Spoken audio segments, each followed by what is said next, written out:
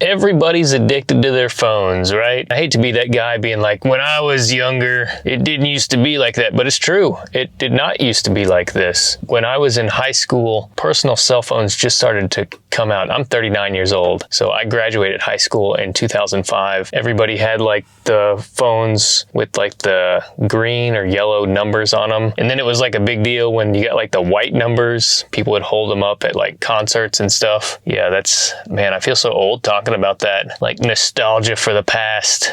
But it's so different now, you know, even in the break room, like at work, there's no real conversation going on. Everybody's just looking at their phones, and in a way it is also connecting us. It's a double-edged sword because they're giving people the opportunity to connect with people overseas.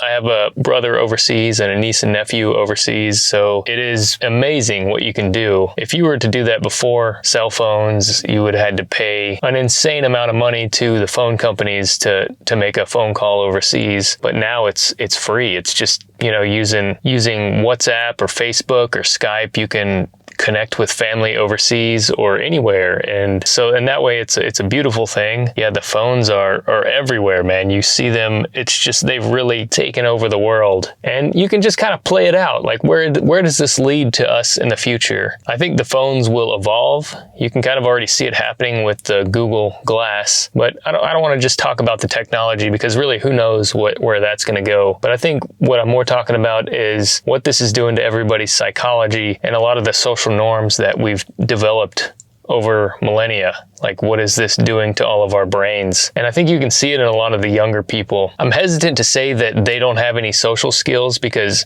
I don't have anything that proves that. I haven't read any paper. I haven't read any scientific papers on any of this stuff I'm saying. I'm just sort of speculating here. Just the young kids that I've interacted with at work. And I think they're really bright though as well. They're really informed.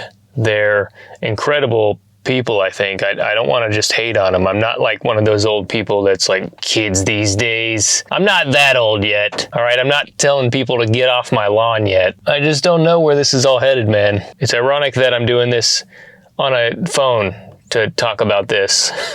I love having a phone and just having the ability to learn anything I want. If you're curious enough about something, then you'll put in the time to learn about it. And that's incredible, man. You can't replace that with, I mean, when I was in elementary school, they were showing us how to use a card catalog, which was just like these big drawers of cards, and you would have to find a book and then go to the shelf and just hope that it's there. It's so much easier now. It's too easy to take the bait and just say this is all going to be negative, it's all going to be bad, people are going to turn out spoiled rotten, and everybody's going to just be a selfish douche when they're older.